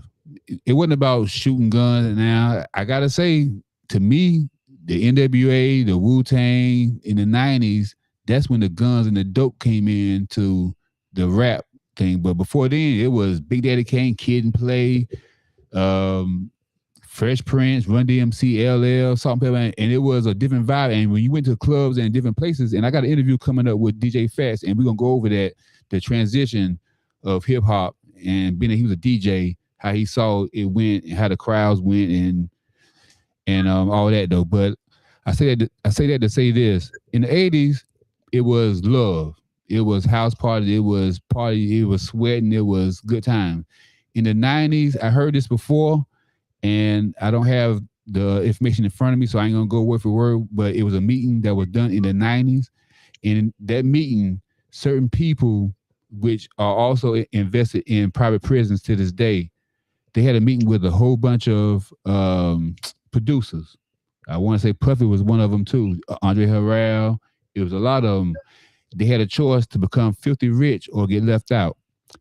It basically was, they was finna change hip hop. And these people were the small head people, so I ain't gotta say who they was though, but the small head people and the white people, and they changed hip hop. It started back in the day with them too though, but it changed hip hop and it changed everything over a contract. That's the way you can get people is a contract. Many of our celebrities from back in the days died broke. A lot of them died broke because of contracts. A lot of them died and wasn't broke, but mysteriously there was no will, and they was known to have a will. But after their death, Prince, a lot of them, I want to say Aretha Franklin, mysteriously there's no will. So the estate goes to the record label because they was in debt and all this stuff or whatever though. But it's a big money trail when it comes to the music, and it's a big satanic worshiping cult that's in control of our music.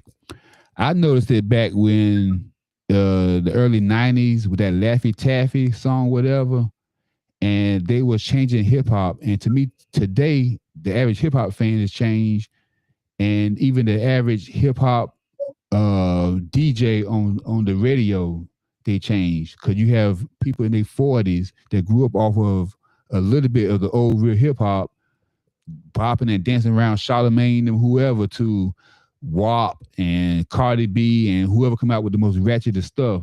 So they're trying to slowly coerce our younger people that's cool when it's really. But like I say this, and I'm gonna let Will get his little 2 cents in though. But I believe that they knew the power of music. We had Public Enemy telling us about really shine. He probably introduced a lot of people to Farrakhan, him and Rakim, different ways of thinking. KRS One had you thinking. We had poor righteous teachers. We had a whole lot of conscious rappers, and that was scary to the system because it told them how to act, what not to do, what not to eat, or what not to spend your money and everything. And hip hop and R&B, the songs back in the days about wars and stuff, what's going on. It was powerful, and they could control the power until they came in with them contracts and they took over. Because most people that are artists, you hear a commonality in their storyline is that they was poor. A lot of them was homeless. They try to find the young ones that in projects. Once they sign them contracts, that's it. They ain't get no. Mary J. Blige, when she is not here no more, y'all gonna hear stories about her like, damn, y'all gonna feel sorry about her. The way they use and abuse her. You ever notice every 5 or 10 years she broke and making an album to make some money? But yeah, that contract, think about it. You have people that don't have talent. How can I support my family and generations from now on? I use the people that do have talent and get them under a bad contract. Now my family is going to live the high life for my generation and the next few generations. And that artist, athlete, or whatever, they basically using them up and taking all their money. Now, but some people know who to get on, and that's kind of why low key I think I don't feel sorry for them. But once again, the system of white supremacy ain't no dummies, man. And you can best believe them ain't the only talented people in this world. There's a lot of people with talent that these people done came across, but whenever they talked to them, they knew that they wasn't going to be the ones to fall for the foolery. So it's like, man, I'll move on to the next one. You know what I mean? Well, they kill them. A lot of them that broke and had a talent ain't here no more. They died mysteriously. I'm talking about, or you just never hear from them, period. You know what I mean? Because it's like, let's say for instance, I'm an A&R guy, right? And I hear you send me a demo tape. And I call you in for an interview. Hey man, let me see what you're talking about. I like your music. I can listen to your music, I can talk to you, and then I can see what kind of attitude you got towards anything. Like, wait a minute, this person's talking a little too conscious. This person's talking a little, all right, man, all right, we'll call you. Don't call us, we'll call you. But then I call somebody else up and I see, oh shit, he's dancing on the table. He's willing to get up and dance on the table, and he just act a fool in here for us and do, oh yeah, we got us one. All right, here go a couple $100,000, here go a contract that you don't understand. And the person that we like, that we heard their demo that we like, but we didn't like his attitude and we know that we can't get over on him, we'll just steal his whole style. We'll just steal this whole swag and put it on the person that we can control. And there you go.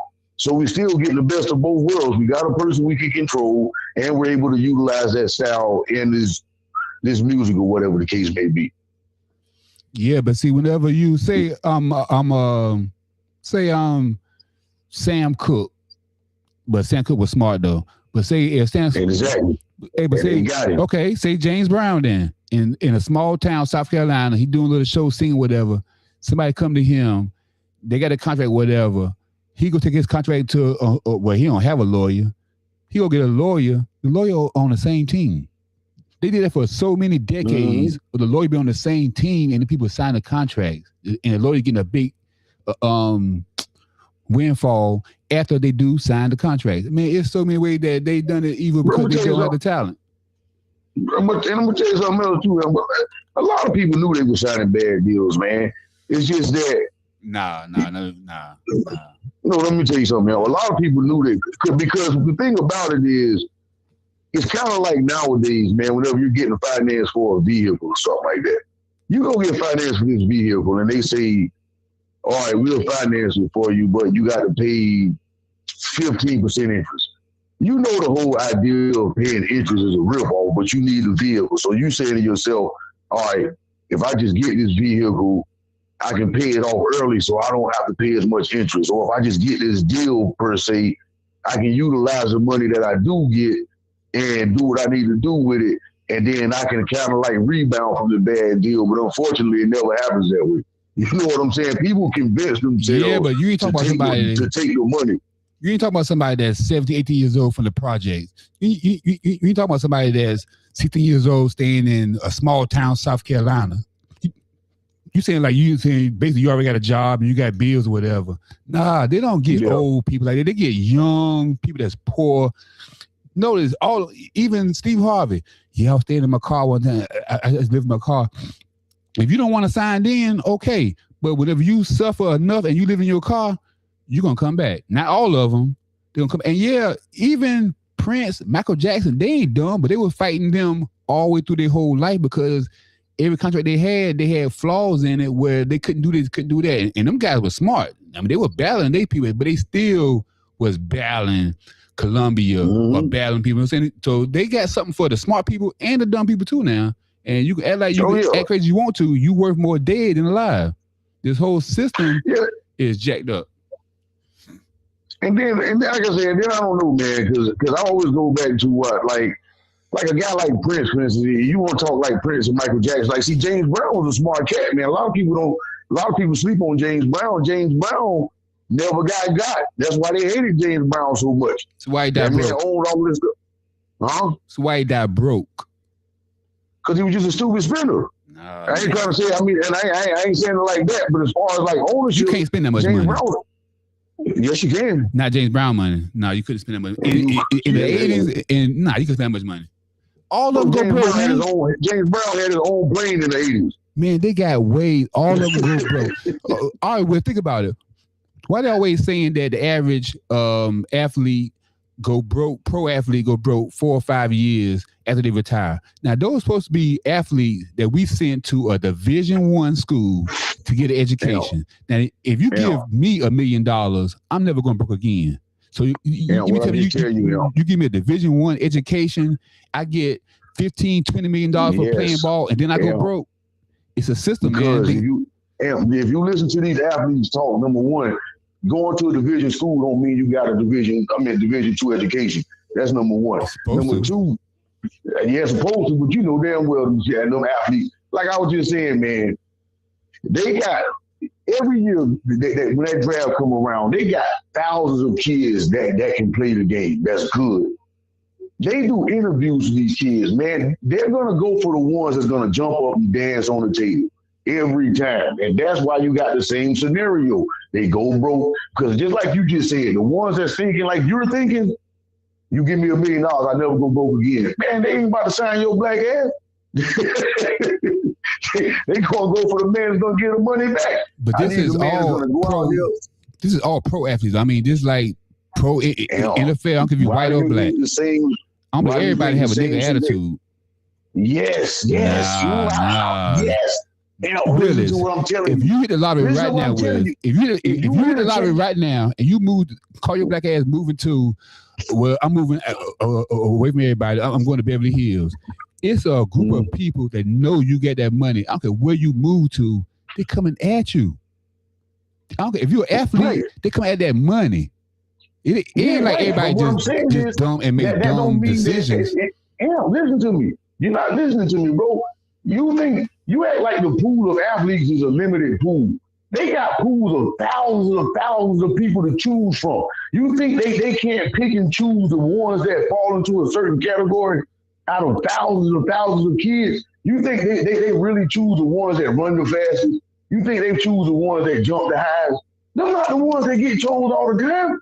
They choose the ones that can run fast enough, that can jump high enough, and fall into this category of stupid. And I don't mean flat out stupidity, like they all of them are just dumb, but it's a certain type of characteristic in a person. They got, man, these athletic teams and these sports agents, they got psychologists that study these people, man, that talk to these people, study their mental breakdown, see what kind of mind they got. Yeah, that's the one we want right there. That's the one we want right there. He can run fast enough, he can jump high enough, and he's the kind of guy that's going to get the money back. So you mean to tell me that a pro team would rather pick a bunch of players that's not good, but they can get the money back over players that's good? Yeah, no, listen to what I'm saying. You got to think, bro. The ones that are good, we only know they're good because that's the ones that we see. Are you going to these combines and seeing who's really good? You talking about going to these pro days? No, what I'm saying is before they make it. I'm saying after they make it. I'm saying people who played professional ball after they made it now for years and years, and they retire. After they retire, 5 years. So how you saying that they pick certain people? Everybody who played, most people who played in the NFL after 5 years, they go broke. Broke, yes. So like how you saying they only picking the people? But it's not everybody. You know. So what I'm saying is, majority of course they're hit and miss now. It's hit and miss. So I believe it's 70%. So you think about it. Yeah, you got some guys like some talents like LeBron, for instance. LeBron is an undeniable talent. So no matter where his mind is at, he's gonna make it through. That's one guy. You know what I'm saying? Yeah, over 70% of them go broke. That's what I'm trying to tell you. So they're picking right. That's how they know. That's how you know they're picking the right one. Who's picking? The powers that be, the team owners, the people who draft these players. So you think that the power that be won't try to go at LeBron if you say the wrong thing? No, I'm not saying that they won't go at him, but what I'm saying is, we talking about people who got the mentality to go broke after you made all that money. A person like LeBron, he's gonna make. LeBron will make it through here and there, no matter what his mentality is what I'm saying. But the mentality of a player that they're looking for is a type of person that will go broke within 5 years after leaving the league. That's what I'm saying. You don't think it's people come after LeBron right now for money, for big lawsuits or whatever? No, we're talking about two different things.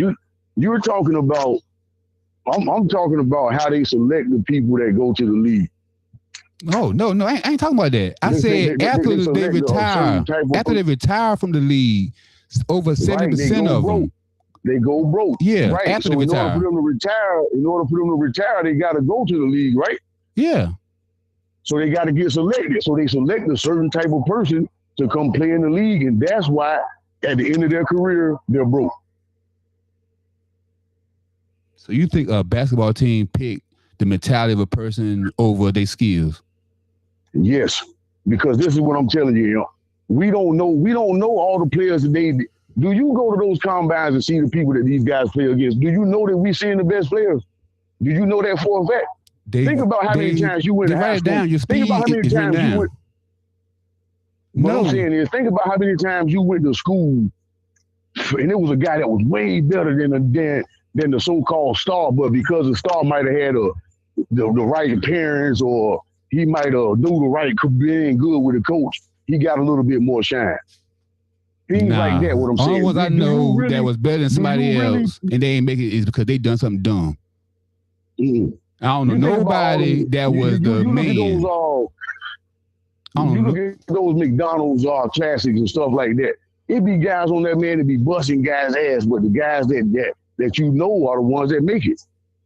Are the ones that they sign, that they choose. You go to McDonald's Classic and you bust ass, somebody gonna pick you up.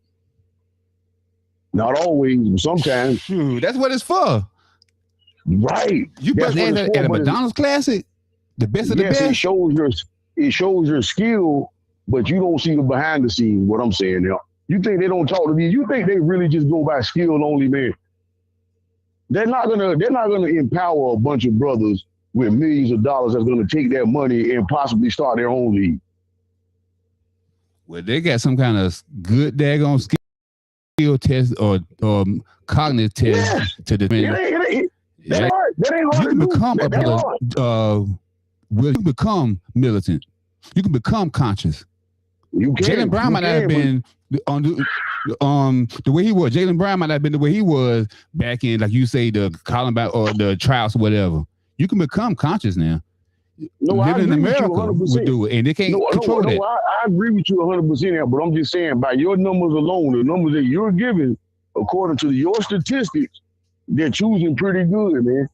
To my statistics, Willis, I'm saying that these D1 schools, that D1 school ain't teaching them nothing. That's what I was saying about the whole thing. The D1 schools. So you saying that the whole time they ain't become militant?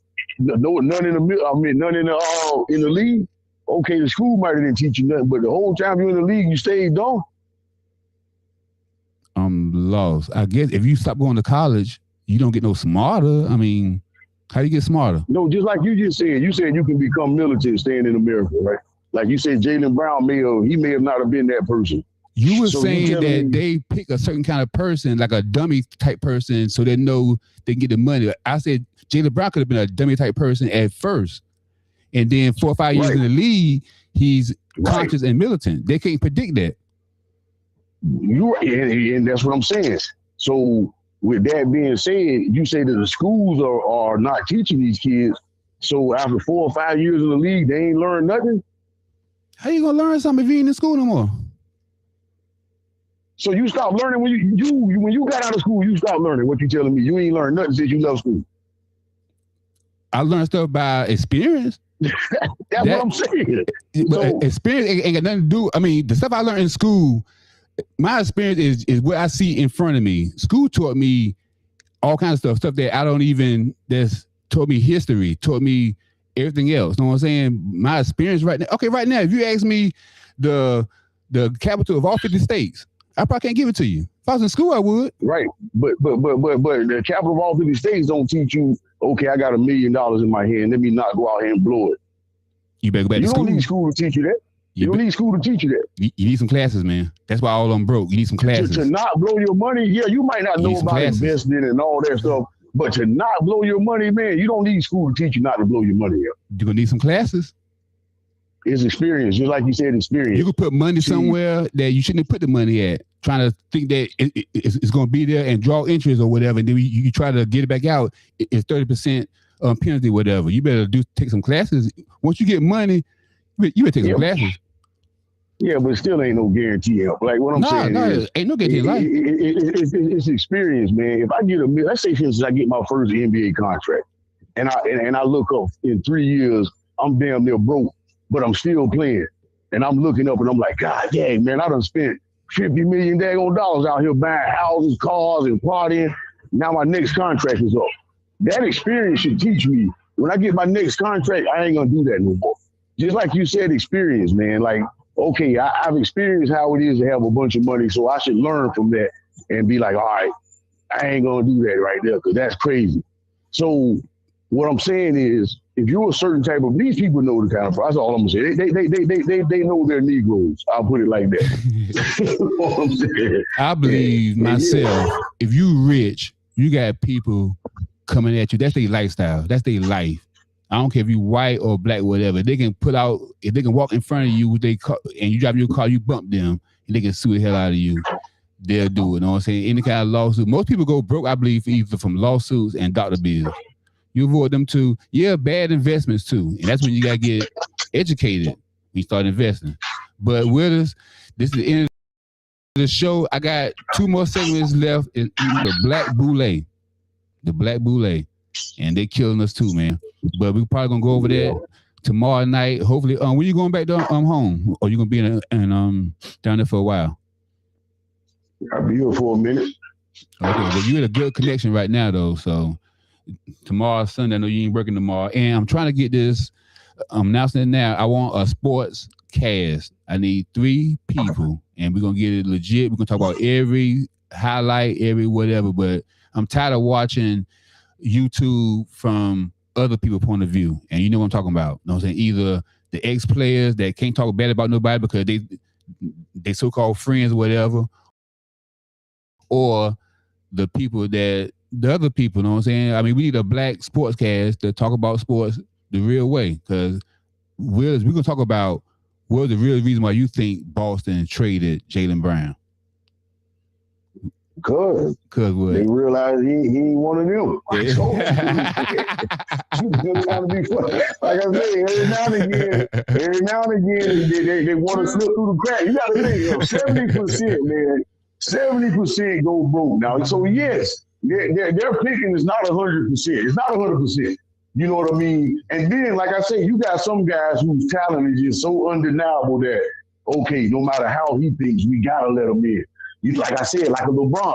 It don't matter how LeBron thinks. He could have been as militant as he wanted to be. They would have had to let him in. You know what I'm saying? Yeah, and plus he had all the trappings, though, for them to take advantage of it. He's from a poor, single-parent family, so, but LeBron, and that's why I give it to him. That's why I give LeBron a lot of credit, man, because he fooled a lot of them. They just knew that. If you look at that man's history, and I don't want to bring up his history because, I ain't trying to beat down on the brother, but his mom was kind of out there a little bit, you know what I mean? And never hear about his dad. Right. So he was a perfect person for them to be like, okay, we're going to slam his ass. Yeah, we'll slam his ass on the end. But that man, hey, I give him a lot of credit because he navigated it and he fought through it. And even to this day, they be trying to get him, but he don't fall for it. Yeah. You know what I mean? Yeah, he got his wife and his kids. I love his wife and his kids back then. Yeah, I love that. Yeah. And that man don't be out there. He don't even be nothing that you can question. And we're going to talk about too, Willis, that I did a little bit of digging, and Kobe Bryant was 20 years old. He was 18 when he went to the league, was 17 when he got drafted, 18 when he went to the league.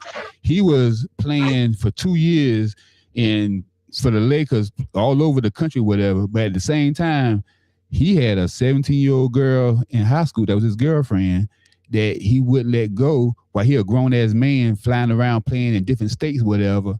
Waited till she got out of high school, married her. That's the one that the family fell out with and was telling him, you don't need to do that. I'm saying, you're a grown-ass man, 20 years old, and you still talking to a 17-year-old high school girl.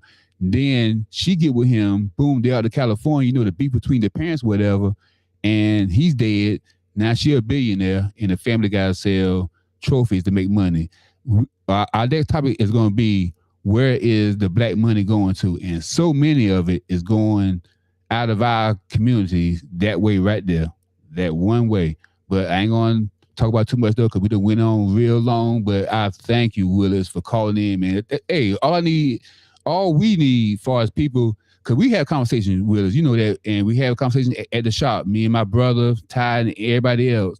And these conversations is what need to be out there and be heard. So if people agree or they don't agree, you know what I'm saying? At least they heard it, you know what I'm saying? And knowledge is power. But I appreciate you, man. Yeah. And like I say, tomorrow, we're going to go on the Black Boule. We're going to go on Kobe Bryant. And another topic is slipping my mind right now, though. But if you have a topic, people in the audience, put it in the chat. Or Willis, if you have something, say let me know by tomorrow, and we'll talk about it tomorrow. And I appreciate it, man. All right, man. I appreciate it. I still can't see the broadcast either, man. I don't know if you got it up. Okay. It might be on A.M.P. podcast. I got 2 Facebook things, A.M.P. and I got A.M.P. A.M. McCoy and A.M.P. podcast. So try that one, and it should be on that one though, man. But I appreciate it, Will. And all I need is a co-host. And one thing about Will is y'all don't know, and y'all probably got somebody the same way. There's certain people that when they call your phone, you better get your drink, your snack, whatever, because y'all going to talk. You know what I'm saying? I mean, last time we talked, your family was waiting on you in the car or something, wasn't it? Yeah. So me and Willis can talk. And we might disagree, and excuse me, we might disagree and agree. And I love that about Willis. You know what I'm saying? If you got a friend or whatever, and y'all so-called friends for 20 years or whatever, and y'all have a discussion and y'all disagree about something, and then y'all don't talk no more, y'all ain't friends or whatever, you wasn't friends to begin with. Willis is not me, and I'm not Willis, so we're not gonna have the same opinion about everything. But I respect his opinion, and he respect mine, and we keep it moving because some of y'all out there might believe in his opinion, some of y'all might believe in my opinion, but communicating is the key. Yeah, might disagree with both of us. At the end of the day, like you say, hey man, it's the conversations that need to be had. And if one person listens to it, that's good enough. You daggone right. And Willis, one thing I've learned though, because it kind of discouraged me from doing my podcast shows like I've been doing, because I would look back at while I'm doing the show and see probably about 10, 12 people just viewing it, whatever. And that would discourage me from doing the podcast. And then I look back at the end of the week and like 200 people viewed it. So just because y'all probably asleep right now or whatever, people still watch it. So if so, tune in every Saturday night and we're going to talk some shit, and hopefully y'all can add into it, because we got to communicate. You know what I'm saying? And use us being individually talking shit or knowing stuff. But if we all come together, that's how the small hats do it. So we're going to copy them. You know what I'm saying? If they got what we want, we're going to copy them. But Willis, like I said, man. Go ahead. I got to get a better connection too, man. So that way you can keep the phone lines open. Yeah, that'll work. And we'll try it tomorrow or next Saturday before the show start, and hopefully you be in a good spot, and we'll do it that way. Well, other than that though, Willis, man, I appreciate you, man. Be safe out there, and shit, you in Alabama, man. So go back to the room, lock the damn door. You know, Alabama is. Matter of fact, tell me how is it at Alabama? Because I hate taking perception of TV and movies and stuff, and sometimes be pretty and nice and like they say about Nashville. You know what I'm saying? But how is it, far as you can tell, in Alabama? Well, I ain't been out here that long, man, but I don't really go out much either. You know what I'm saying? You know how it is now, man. We're a little older now, so I don't go out as much as I used to. So yeah, I ain't having any issues with them as of yet. But at the end of the day, I ain't want to have no issues either. So I don't want to jinx myself. Knock on wood. You know what I'm saying? So to be honest with you, that's kind of how it is, man. I don't. You know, you always heard stuff about Alabama, so it's like I ain't trying to find out. You know what I'm saying? Yeah, man. But I mean, ever since I've been here, so I don't think it's. I mean, I don't plan on it being too bad, but I don't plan on doing a whole lot either. All right. Well, man, be safe, and I'll hit you up tomorrow. All right. All right, man. Take it easy, man. One. All right, one love. And thank y'all for tuning in, and I appreciate y'all, and hopefully leave me some comment. Like I say, maybe Saturday, maybe Sunday nights, at least until football start. And we're going to get our sports cast together. So if you know anything about sports and you got a Mac or a good laptop, I'll be at the community center, and we're going to set the table in the background, and we're going to do sports. You can be a diehard fan, though, but still just be respectful to other teams and be knowledgeable of other teams, okay, not just yours. And we're going to talk about everything, basketball and football, all right? But other than that, I appreciate y'all, because I'm here and you here, so I mean, we still alive. So that's a good thing. And hopefully I'll see you later. All right, be safe.